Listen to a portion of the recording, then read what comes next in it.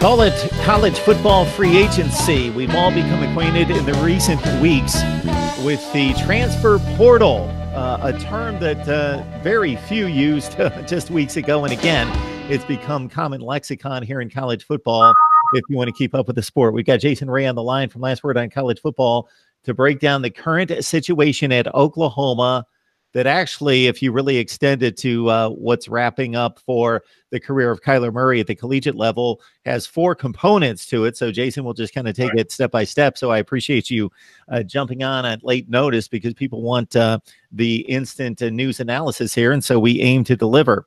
We've got Austin Kendall, who has been in line to take over the quarterback reins from Kyler Murray, and prior to that, Baker Mayfield, before we had the transfer there of Murray from Texas A&M. So let's talk about Austin Kendall's status and the transfer portal. Yeah, so thanks for having me on, Mark. So it's a pleasure. Austin Kendall has earlier this afternoon the news has come out that he has entered his name in the transfer portal. So I think a little bit kind of taking a little step back. So Kendall has been in the Oklahoma program this will be his fourth year. I believe he has graduated, or he is very close to graduating. So he will be, if he does indeed elect to transfer to another school, I think he will be eligible immediately as a grad transfer. And to your point, he has been kind of waiting behind the wings of Kyler Murray and Baker Mayfield. Kind of an unenviable task on his side, or really whoever is the next quarterback at Oklahoma, to follow in the footsteps of back-to-back Heisman Trophy winners. It's very a difficult task, but surprising and then non-surprising at the same time. I think some of the rumors over the last couple of days have been kind of centered around what Oklahoma's going to do in the within the quarterback position next year. There was rumors earlier that that Riley might be interested in a Justin Fields, and then obviously he went to Ohio State. He's committed, and he is, I believe, enrolled already in Ohio State. So when the Jalen Hurts announcement came out, I think kind of looking inside the program, it was someone that Riley was really enamored with. And I don't know if it's more necessarily about specifically the player more than it is about the situation.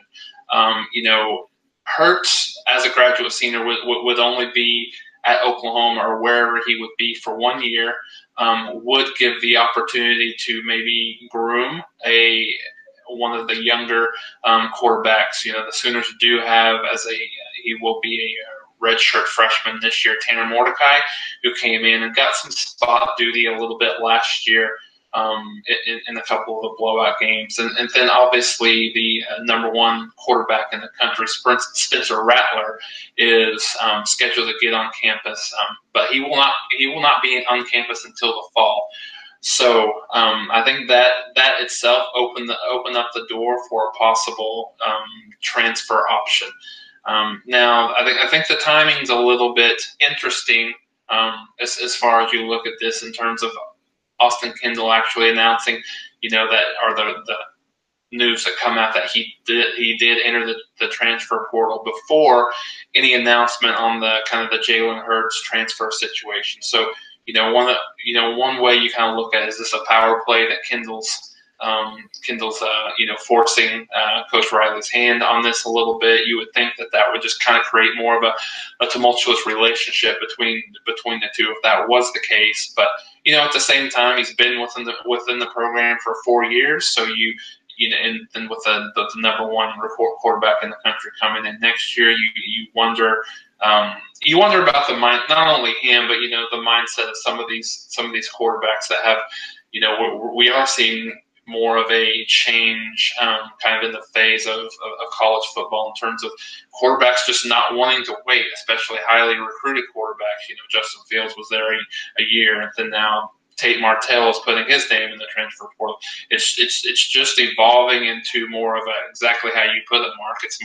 It is a free agency now, especially at the quarterback position. So let's get everybody straight on Spencer Rattler. And how highly thought of he is. So consider that everybody at this point that follows college football knows who Justin Fields is. Of course, he did get on the field for significant time, but wasn't able to throw the football to his liking or anybody else's who wanted to evaluate his play at Georgia this past season. But you don't need to follow recruiting, just college football, to know Justin Fields is supposed to be. Now, of course, there's that high ceiling, but we'll have to see it on the field at Ohio State. Supposed to be just an exceptional athlete, a once every few years kind of talent, both running and throwing the football. Now, just to equate it to this past year's recruiting class, Spencer Rattler is the #1 overall quarterback rated out of Phoenix. So that's rarefied air. We could run down elite quarterbacks outside of Trevor Lawrence and Tua Tagovailoa, who have been exceptional in the collegiate ranks in the last few years, who have been outside the top 10 or 15 in the country. So he is #1, Spencer Rattler, consensus across the board out of Phoenix. That's how highly thought of he is by scouts. Kendall was the 9th rated pro-style quarterback, his state out of North Carolina, a top 200 player. So again, if you don't follow recruiting rankings, if you're a top 200 player, regardless of position, you are elite. So a top 10 quarterback. So that has had to sit, as Jason has explained, behind 2 Heisman Trophy winners. So he has been limited to 39 pass attempts at Oklahoma. As a freshman, hit on 16 of 22 during obviously garbage time, 143 yards and a couple touchdowns with no picks. This past year as a redshirt sophomore, Kendall hit on 12 of 17 for 122 and a touchdown in the romp against Florida Atlantic in the opener. So we're talking about elite players here. So the Jalen Hurts, you made a comment in there about the situation maybe dictating more of Lincoln Riley's interest in Jalen Hurts, Jason, than fit or talent. Because when I think Jalen Hurts, I think run first. When I think Lincoln Riley, sure, the run is a certain component. Baker Mayfield, extremely mobile, elusive, and Kyler Murray then to another level beyond anything we've seen maybe since Michael Vick. So Lincoln Riley, it wouldn't appear to be a perfect fit for his style of offense that extends the passing game down the field. Yeah, you're absolutely right, Mark. I mean, and you hit the nail on the head in terms of kind of the quarterback that Riley has wanted in the past. I mean, I think he's came out and said that he does want a pass first, but with the element of the run game as a secondary option. So, yeah, I think it is as kind of some of these rumors have started to heat up in terms of the Jalen Hurts side. It was very, interesting, right? I mean, it's Jalen Hurts is not, from a skill set perspective, is not the typical guy that Riley or Oklahoma would fit necessarily in that system as more of a run first type quarterback. And I think situationally, I think that's the biggest. I don't know if the biggest concern, but the biggest opportunity here for Oklahoma. And I think maybe Riley has the feel that he's worked his magic with Baker and with Kyler. I mean, one of the things that I actually tweeted out yesterday was that before their final seasons, before Kyler Murray and Baker Mayfield came to Oklahoma, they have at their seasons there they combined to throw 18 touchdowns and 17 interceptions. After they came to Oklahoma, I think it was somewhere in the neighborhood of 85 touchdowns against about 13 interceptions, with almost a 70% completion percentage. So I think Riley, maybe there's an element of he believes in himself that he can make Jalen Hurts into a pass first, run second, as a kind of a quarterback whisperer. But your points about Rattler are very very well taken. Absolutely, #1 quarterback in the country. He is the quarterback of the future for Oklahoma. There's no doubt about that. Now, I think that we would be having a different conversation would Rattler be coming in for the spring. Now, he is not an early enrollee coming in August. It's just a tough chore to ask a true freshman incoming with no spring practice, with about a month to learn the playbook, adjust to college life, adjust to the speed of a big-time program versus high school. And keep in mind, he did miss the latter part of his high school, his senior year, because of an off-the-field incident, but but he looked really good in the Army All-American game. He gained about 15 to 20 pounds, but I think that was one of the considerations that Rattler might not necessarily be ready immediately, which on the other hand does make it a little bit suspicious or interesting, the fact that that Kendall did decide to make this move pretty quickly. Jason Ray joins us talking Oklahoma football. You can join Jason and the rest of the crew there at Last Word on College Football. If you watch me on a regular basis, you know that the staff there at Last Word on College Football, Mike LaValle, Tony Siracusa, Kevin McGuffey, Lauren Beasley, they have helped me out tremendously right here, Jason, as well, in recent months covering the Sooners, who, of course, front and center of the national landscape in the college football playoff and owning the Big 12 for a long, long time. So, Jason, I also think it's worth noting, because we would be remiss in not pointing out that Jalen Hurts has improved his passing skills. He's not a passer first guy yet. He's not going to be compared to Peyton Manning or Tom Brady anytime soon, but under the tutelage of Michael Locksley, who's moved on as offensive coordinator at Alabama to Maryland as head coach, and also Dan Enos, who was the Alabama quarterbacks coach, that's been a concerted effort of those three to get him up to speed and make him a better passer. And I think we saw signs of that in limited action, of course, as the backup quarterback, and most notably in the SEC championship game against Georgia, in which Tua went down. Bama was down by a touchdown. Hurts led 2 scoring drives in the last half of a quarter to bring back the Tide against Georgia and get them to the SEC championship. And he did that throwing the football to a certain extent. So he looked much better throwing the football. 18-17 touchdown interception ratio out of those guys that you mentioned at Oklahoma versus 85-13. I think I can do the math there. Lincoln Riley knows what he's doing. And in taking on a Jalen Hurts, he actually gets a quarterback who's not carving up defenses again or dissecting secondaries, but at the same time, he's going to get a guy that's not turning the ball over. He's protected the ball very well. He's made it through seasons at Alabama with 1 and 2 interceptions. So he's done well taking care of the football, not putting it up 45 and 50 times a game, but still.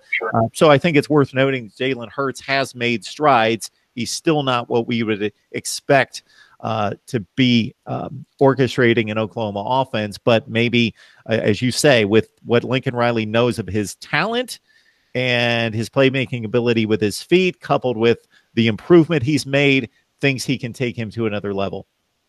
Yeah, that's absolutely right. And I think the one thing that I wanted to kind of hit on that you mentioned was, kind of his elusive ability and his mobility. Oklahoma's actually going to be returning only one starter on the offensive line, Creed Humphrey, which is he's a redshirt freshman at the center position. So they're losing everybody on the outside, both tackles and the guards. So kind of there's an element to that thought that maybe with the experience that Hurts has, and maybe with the elusiveness and the ability to get in and out of the pocket, it might be a little bit of a learning experience on the offensive line, at least for the first half of the year. So having that experience and having that ability, that mobile ability of Hurts might come in handy at the beginning of the year.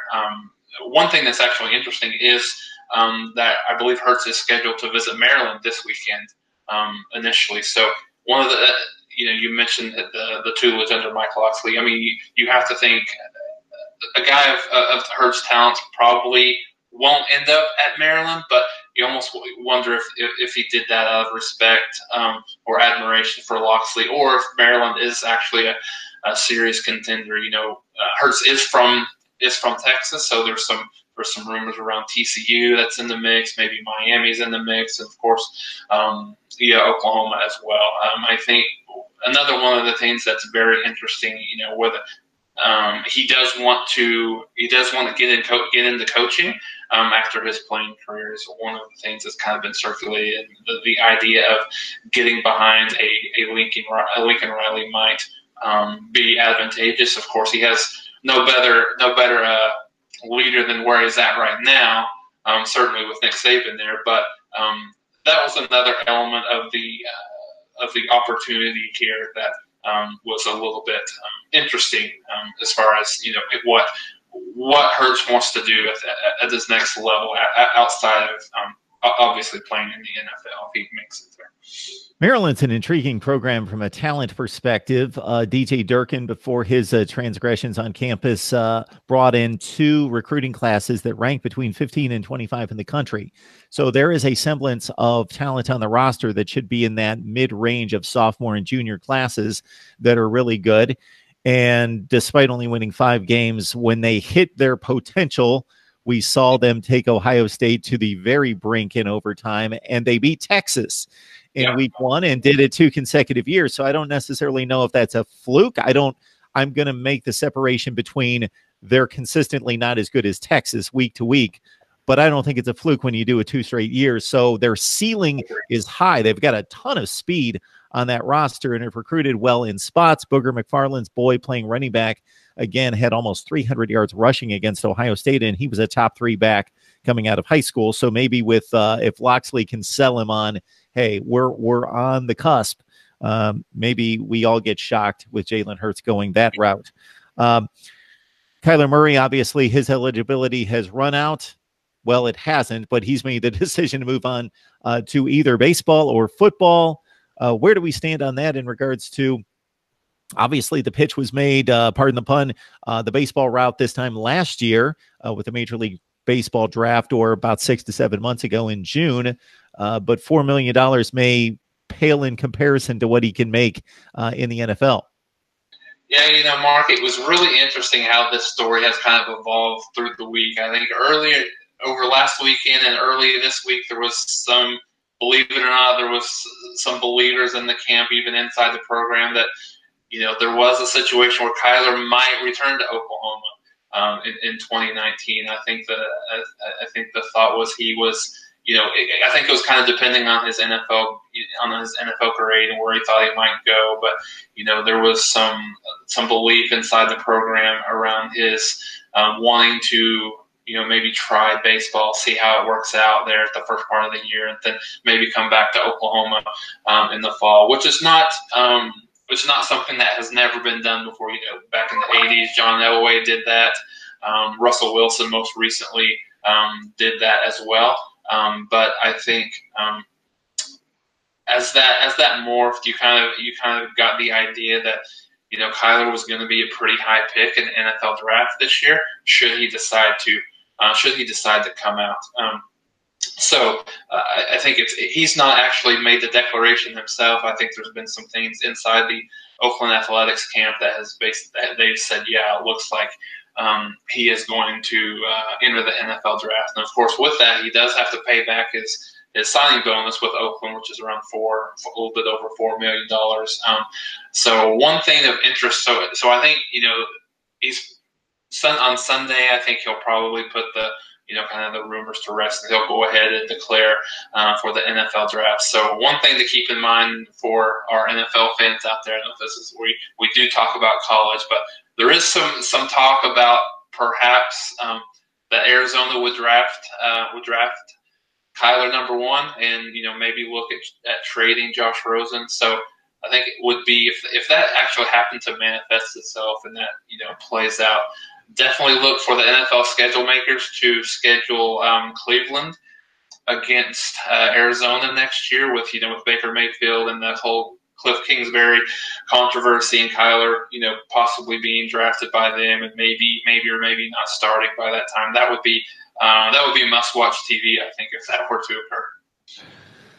I'm a big NFL fan. I can't analyze it and break it down like I would like to because of what I'm doing here, but I love the NFL draft. I'm not a draft guy that prepares for weeks and weeks and weeks and months and months and months. But once it gets here, I love the draft. I love the process. I love the intrigue and everything else going on with the NFL draft. It's great stuff. This is Mark Rogers TV, the voice of college football. If you love college football, please check out the videos, and I think there's a definite connection there you need to make. You subscribe to the channel. We deliver college football insight, analysis, debate, discussion as good as anybody else you will find anywhere. Jason Ray's on the line talking Oklahoma football. You can join Jason at Last Word on College Football. And Jason, one other thing before I let you go. I don't believe we've talked about the Oklahoma effort against Alabama since that game. I think Alabama is a better football team, a more complete football team, but you can't erase the first quarter. But it certainly would be interesting to see them say, okay, let's start over, because Oklahoma got Alabama's defense on its heels when they finally got clicking and got untracked. I think they were just overwhelmed initially by the brute force of Bama on both sides of the ball, the running game and the defensive front. But once they got used to that and started to pick up their pace and get in sync and get in a flow, Bama got gassed a bit. It's something similar to what we saw when they faced Deshaun Watson a couple years ago, when they went up 14-0 and were throwing him around like a rag doll. But then Clemson got its sea legs, and they by the fourth quarter had Alabama just running and panting all over the field, and the Alabama defense seemed to be falling to the same issue with Oklahoma. The Sooners just couldn't stop them on defense all the time and didn't necessarily have enough clock to complete the comeback.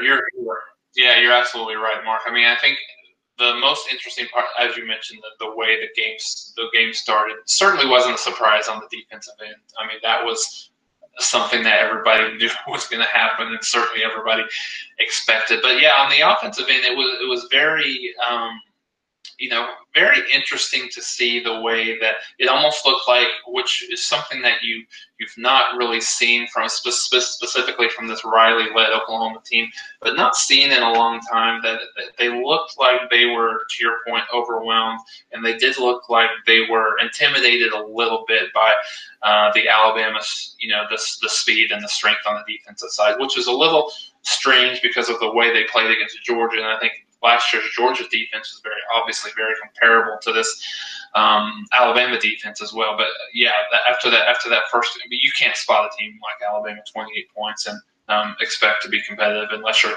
Clemson, of course. But yeah, I think that was disappointing probably from the Oklahoma perspective in a lot of ways on the way. I mean, maybe if it starts a little differently, it's certainly a fourth quarter game. I mean, maybe it's a 60-49 type of game as opposed to a 45-34 game. But certainly, I think that Oklahoma can take some solace in the fact that they did play well over the last three quarters. I mean, Kyler Murray was very. I mean, I think the game plan was a little iffy even to begin the game. I know they tried to run a couple of quarterback draws. Didn't really work out too well. Kyler was pretty inaccurate the first couple of series of the game. So once they kind of settled into the game a little bit offensively, they did play well. I think Kyler had over 400 yards of total offense, and in the game overall, 100 yards on the ground. In that 34-point effort. But yeah, it took a little bit too long to get started. And, I think that's one of the things that Kyler, took into consideration in terms of coming back, if that was ever a viable option. He desperately wanted to win the national championship. Both games that Oklahoma lost this year, you could see him being emotional on the field and off the field. So his competitive desire is pretty close to what, if not surpasses what Baker has. But I think, I think it's of different opinion how close Oklahoma is to winning a national championship, right? I mean, I think if you think, we lost to Alabama by 11 points, maybe we are pretty close. But then when you dissect and watch the national championship game and see Clemson win by 28 points, maybe they're not as close as you thought, especially on the defensive end. But I think we could mostly agree that Clemson played really, really well in that national championship game, and Alabama not so well. Clemson's probably not 4 touchdowns better than Alabama. They just were on that night. But yeah, I mean, I think that's one of the things. Certainly with a late start that hurt them, but I think the addition of Alex Grinch and any defensive improvement they can possibly get on that side of the ball in 2019 should hopefully help them if they could, replace the quarterback and the offensive lineman. All right, really good stuff from Jason Ray. Last word on college football, breaking down the Austin Kendall decision to join the transfer portal. what that means in regards to Oklahoma's quarterback situation with Jalen Hurts being a possibility as he tours the country, much like Justin Fields has done in recent weeks. And then you've got the situation involving Spencer Rattler, of course, just coming into the program in the fall and not being able to compete until then, but with five-star talent. And who knows if he's going to play himself into a position maybe mid-2019. Jason, we appreciate you stopping by. All right. Thank you, Mark. Thanks for having me.